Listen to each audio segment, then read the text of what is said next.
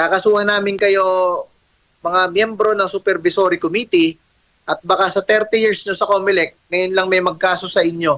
May kasama pong preventive suspension yan, yung aming ikakaso bukas at syempre, pag nakita ng ombudsman na wala naman pala sa kapangyarihan nyo yung ginawa ninyo, syempre tutuluyan kayo ng ombudsman. Yan po ba ang gusto ninyo? Kayo ang bahala dahil kayo naman po ang gumawa nitong mga insidenteng ito. Dapat po kasi pagkatapos ng eleksyon, uupo na lang ang ipinanalo at ang binoto ng taong bayan. Ang problema, tapos na ang kampanya, tapos na ang pamumulitika ng lahat. Kayo po, namumulitika pa rin kayo sa resulta ng eleksyon. Yung kinaso pala sa amin, hindi pala siya grounds for disqualification. Dalawa kasi yan. Meron kang ikakaso na SPA, ang tawag, disqualification case yun. Yun yung kinakaso sa maraming kandidato. Kahit kay BH Party List, na kasama namin sinuspend, SPA yung kaso sa kanya, disqualification.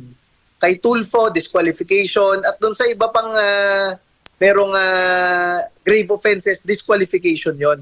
Una, ano na yon, offense na yon, kakasuhan namin sila ng sa ombudsman bukas. Pangalawa, yung cancellation of registration na kaso sa amin, na wala naman sinusunod na timeline yan, kahit ikaso mo yan sa huling araw namin sa Kongreso, o kahit bagong panalo or anything, hindi yan grounds to cancel yung registration at to suspend yung proclamation. Kaya yan pa ho, talagang grave abuse of discretion ang ginawa nitong dalawang temporary commissioners na ito at pati nitong supervisory committee na ito lagi binabanggit ni George na ito daw nagrekomenda.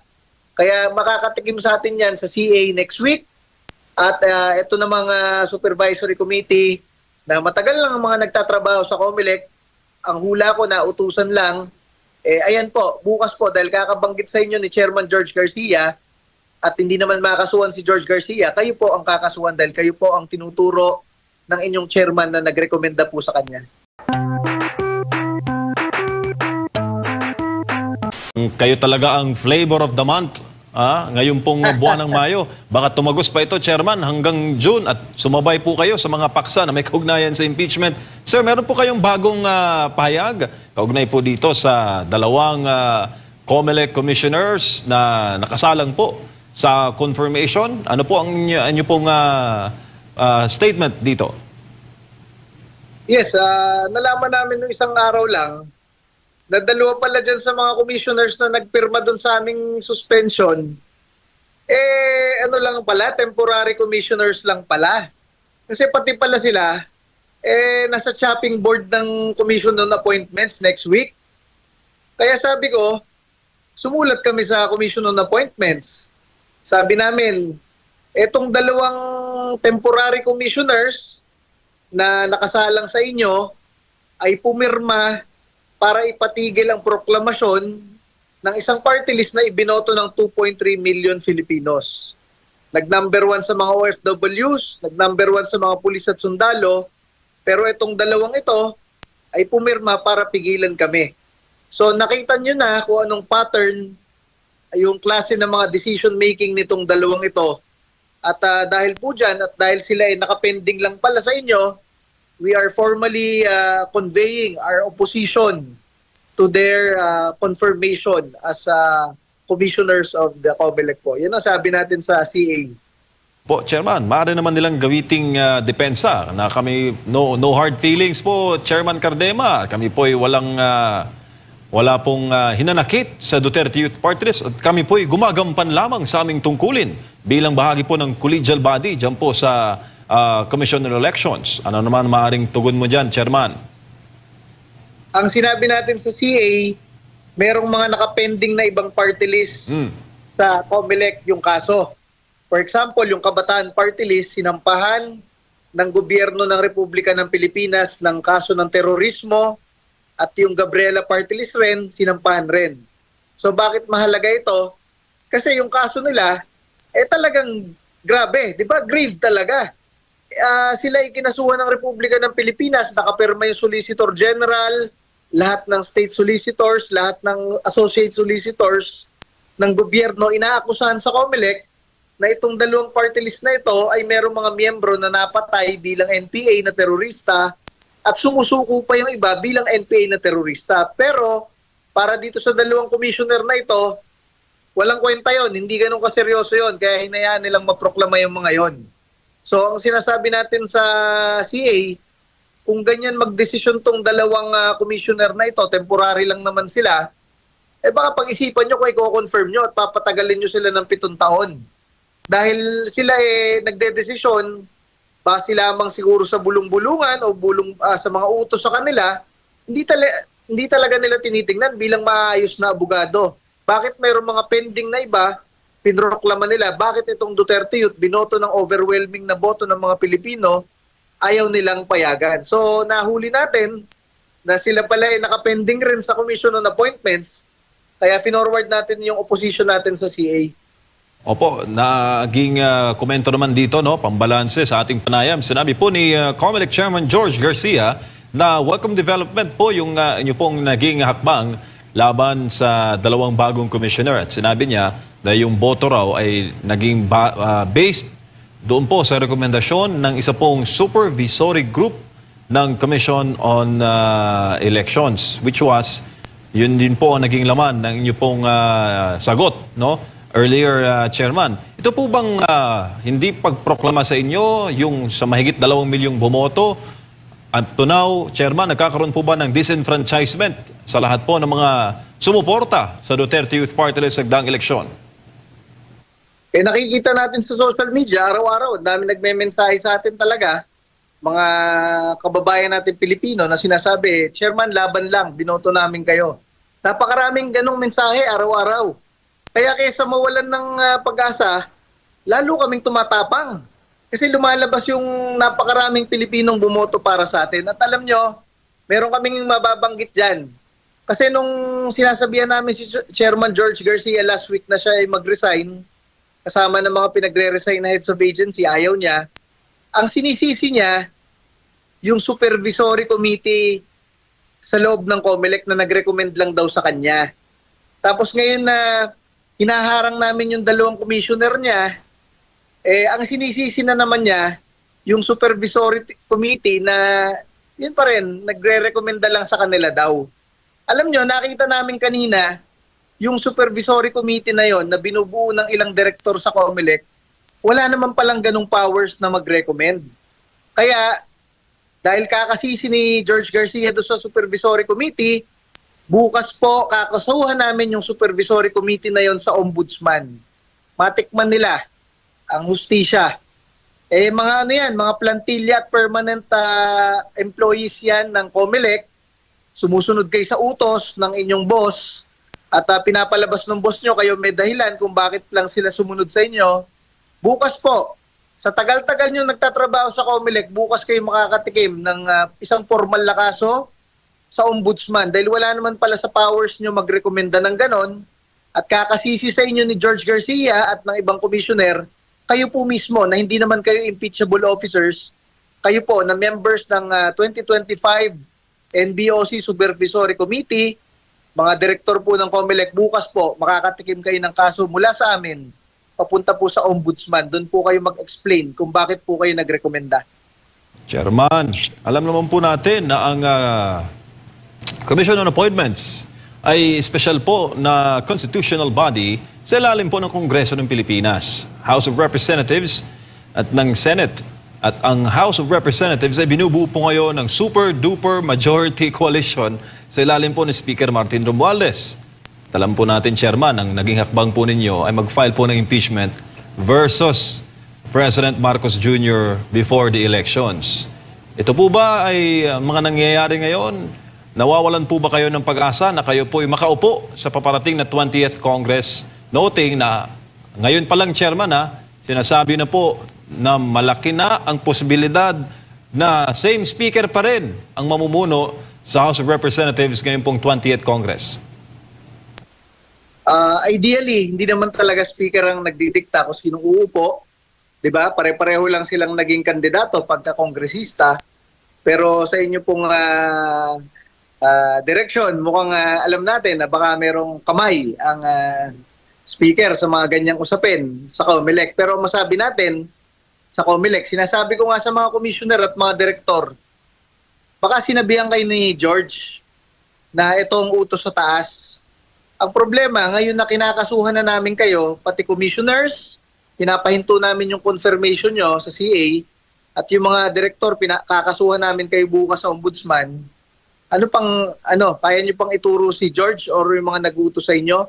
Etong 2 commissioner na ito, kapag kayo hininto ng CA next week, yung pangarap nyo na 7 taon kayo sa COMELEC, wala na. Kakapush nyo sa Duterte Youth, kakasunod nyo sa nag-uutos sa inyo, next week, makatay kayo dahil lang sa kakasunod nyo, mawala na yung 7 taon nyo sa COMELEC.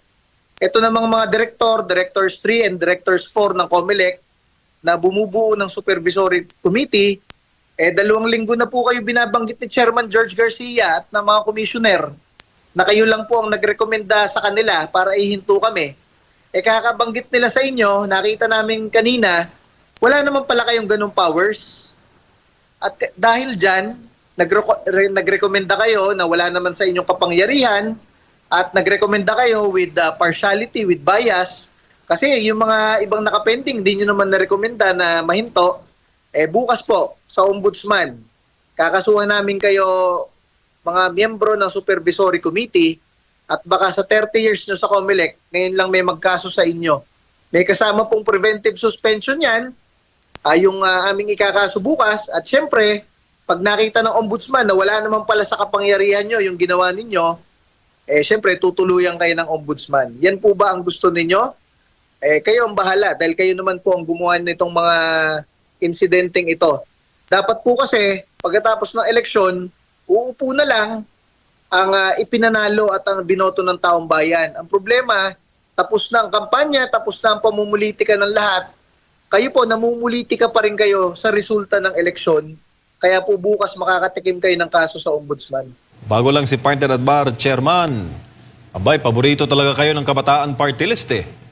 Alam naman po natin, no, Duterte Youth Party List Chairman, number 1 po sa mga kumukontra sa CPP, NPA, NDF ngayon pong 20th Congress. It seems na yung party list organization na pinangalanan po ni dating Pangulong Duterte na prenda ng CPP, NPA, NDF ay talagang nag-iingay para po siraan kayo sa taong bayan, Chairman.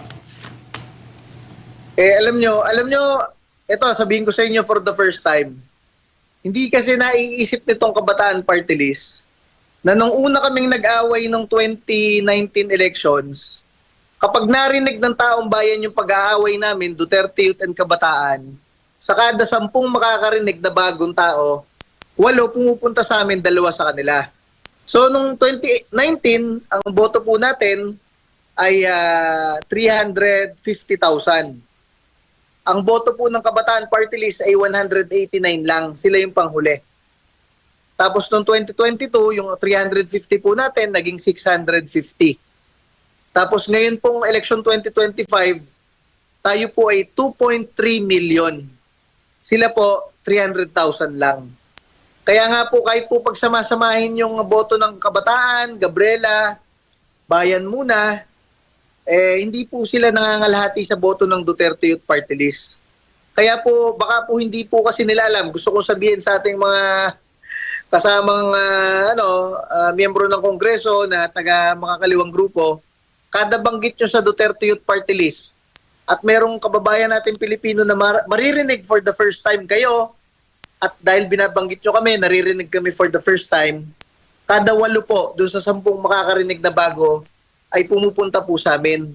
Baka hindi nyo po alam nakakasalitaan nyo, kakareklamo nyo po sa amin, mas marami pong kabataan at Pilipinong na-enlighten patungkol sa atin at sila po ay kumakampi sa amin. Kaya po, kayo po ang may dahilan kung bakit po kami sumikat, kayo po ang dahilan kung bakit po kami ang binoboto ng mas maraming Pilipino ngayon.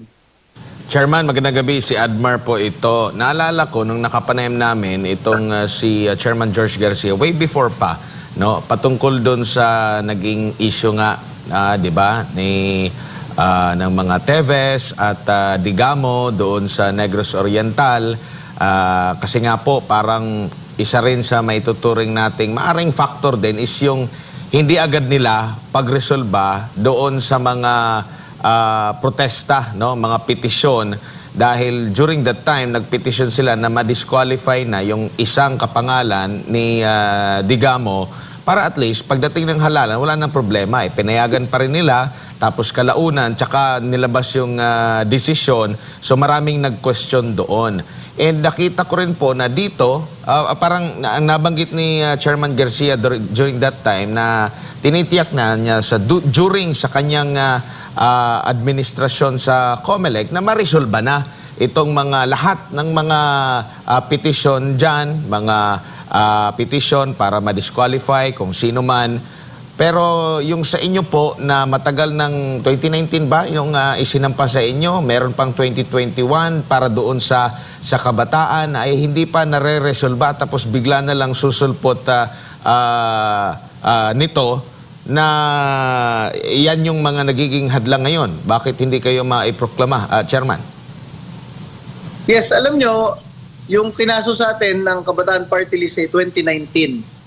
Tapos kinasuhan ng NTF-ELCAC through the Office of the Solicitor General ang Gabriela noong 2019 rin. Tapos noong 2021, kinasuhan uli ng gobyerno ng Pilipinas, yun namang Kabataan Party List. So 3 kaming pending. Pero ang pagkakaiba namin, yung kinaso talaga sa amin, hausaw lang talaga. Yung sa kanila, kinaso, terorismo. Nagbabanggit ang gobyerno ng mga pangalan ng mga miyembro nila na napatay bilang terorista. So pagdating ngayon 2025, kami ay hininto ng COMELEC maproklama, pero yung dalawa, hindi. Bakit importante rin yung sa Gabriela kahit natalo sila? Kasi pag kami dinisqualify, Gabriela ang magkakaroon ng slot mula sa amin. So bakit hindi hinihiring yung sa kanila? 'Di ba? Yan ang sinasabi natin doon sa kakasuhan natin bukas, Supervisory Committee. At kahit na dito sa dalawang ni-raise natin sa CA na dalawang commissioner na nagdesisyon kami ay ihinto, eto namang dalawa, wala naman silang aksyon. Alam nyo, ni-raise pa natin sa CA, sa Commission on Appointments, si Senator-elect Erwin Tulfo nga, dating DSWD Secretary, pero ni-revoke ng CA mismo yung pagiging secretary niya dahil sa issue ng citizenship. Aba, ikinaso uli sa kanya yon, ngayong tumatakbo siya bilang senador. Pero po, kahit pending po yung kaso, pinroklaman naman siya nitong mga commissioners na ito. So sabi namin sa CA, kung ganyan baliwalain kayo ng dalawang temporary commissioners na walang kwenta yung desisyon nyo sa CA, pero sa kanila kahit pending, pinoproklama nila, tingnan-tingnan nyo po yung dalawang yan. At masabi po natin dyan, talagang yung kinakaso po sa atin, nireview ko nga kanina yung kaso nila noong 2019. Ang kaso po kasi nila, unang-una, vote buying daw kasi pinangako ko na lahat ng aming pondo ay iaalay namin sa taong bayan. Yun talagang hausaw yun. Sa dami ng bumibili ng boto na politiko na hindi naman kinakasuhan, kami pa ang nakasuhan ng vote buying. Pangalawa, yung sinabi ko daw, kapag kami nanalo, debatihin namin kayo hanggang maubos kayo sa Kongreso. Siyempre, mahilig tayo makipagdebate, kay Jim Paredes, kay Raul Manuel, kay Kaloy Zarate ng Bayan Muna. Debate ng debate hanggang matalo si Kaloy Zarate ng Bayan Muna. Yun ay ibig natin sabihin hanggang maubos kayo sa Kongreso. Ang kinaso po sa atin, promoting violence tantamount to mass murder kasi uubusin daw sila. Sila nga itong kaalyado ng terorista, tayo pang nakasuhan una-unahang beses ng promoting violence. At yung pangatlo po, yung sinasabi nitong Emil Maranyon na abogado, kakasuhan ko rin to. Simula 2019 hanggang ngayong linggong to, ang sinasabi niya sa lahat, hindi daw kami rehistrado. Sabi ko, paano nangyari yun? Hindi naman namin kaya i-rehistro ng sarili namin yung Duterte Youth Party List, lalo na noong 2019 to 2022, ang senior commissioner kaaway ko. So kung merong ganyang kaso at totoo yan, tinanggal na kami nung kaaway ko. Ang sinasabi niya, meron daw hindi na-publish, meron daw hindi inattendan na hearing. Sabi ko, lahat ng notice of hearing, inattendan namin, walang palya. Lahat ng orders to publish, pinablish namin, walang palya. Kaya kakasuhan ko rin to si Emil Maranyon Lahat ng chismis at usapan na hindi kami rehistrado, dito lang nanggaling sa Kabataan Party List at kay Emil Maranyon. So pati po yan, kakasuhan ko next week ng disbarment at ng kung ano-anong kaso po. Opo, dahil mahalaga na maresolba na sana ito, lalo na yung mga nakapending, hindi lang po yung sa inyo, sa lahat na lamang po. Kasi grabe yung effort ninyo during sa pangangampanya. Namuno na rin kayo, nakakuha na rin ng seats ang Duterte Youth Party List. Tapos parang babalikan pa yung mga luma na hindi naman ninyo problema kasi bakit hindi agad niresolba. Yun nga, yung naging example natin is yung nangyari nga, no?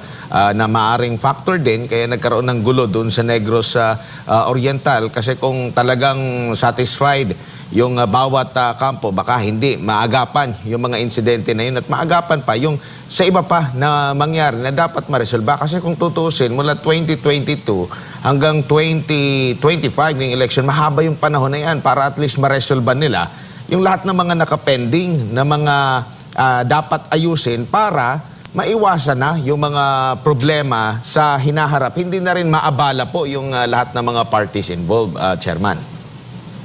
Yes, yan, naalala ko tuloy, Boss Admar. Yung kinaso pala sa amin, hindi pala siya grounds for disqualification. Dalawa kasi yan. Meron kang ikakaso na SPA, ang tawag, disqualification case yun. Yun yung kinakaso sa maraming kandidato. Kahit kay BH Party List, na kasama namin sinuspend, SPA yung kaso sa kanya, disqualification. Kay Tulfo, disqualification. At doon sa iba pang merong grave offenses, disqualification yon. Ang kaso po sa amin ay cancellation of registration. Ang pagkakaiba kasi niya, yung cancellation of registration, pwede mo ikaso yan before election, after election, wala pong timeline yan. Kaya hindi niya sinusunod yung i-hearing muna bago ma-proclaim. Hindi siya kasali doon. Sinabi na ng Supreme Court sa isang kaso nila. So nagkamali sila dyan. Kaya itong supervisory committee na una, wala naman powers mag-recommend para isuspend yung proclamation namin. Una, offense na yon, kakasuhan namin sila ng sa ombudsman bukas. Pangalawa, yung cancellation of registration na kaso sa amin, na wala naman sinusunod na timeline yan, kahit ikaso mo yan sa huling araw namin sa Kongreso, o kahit bagong panalo or anything, hindi yan grounds to cancel yung registration at to suspend yung proclamation. Kaya yan pa ho, talagang grave abuse of discretion ang ginawa nitong dalawang temporary commissioners na ito at pati nitong supervisory committee na ito lagi binabanggit ni George na ito daw nagrekomenda. Kaya makakatikim sa atin yan sa CA next week. At ito na mga supervisory committee na matagal lang ang mga nagtatrabaho sa COMELEC, ang hula ko na utusan lang, ayan po, bukas po, dahil kakabanggit sa inyo ni Chairman George Garcia at hindi naman makasuhan si George Garcia, kayo po ang kakasuhan dahil kayo po ang tinuturo ng inyong chairman na nagrekomenda po sa kanya. Chairman, siguro bilang panghuli na lang, mensahe nyo po, lalo na doon po sa mga nagtiwala sa inyo, bumoto po sa inyo, baka mawalan sila ng pag-asa or ano ba ang kanilang nararamdaman na ngayon na hindi pa kayo na ipoproklama. Ano po yung mensahe nyo po? Alam nyo, unang-una, nagpapasalamat po tayo sa inyong lahat, ating mga kababayang Pilipino, sa ating mga pulis, sundalo, tropa ng gobyerno. Binigay nyo po ang pinakamalaking tiwala ninyo at boto ninyo through local absentee voting sa Duterte Youth Party List, ginawa nyo pong number 1. Pangalawa po sa ating mga OFWs, na kahit hindi kayo magkakasama, kahit nasa iba't ibang lugar kayo ng mundo, kahit po nasa Amerika, Canada, Singapore, Hong Kong, Saudi Arabia, UAE, England, France, at iba pa pong mga bansa, ang binoto nyo po na number 1 na party list ay Duterte Youth Party List po. Kasama po dyan ang 2 milyong Pilipino na nandito po sa ating bansa.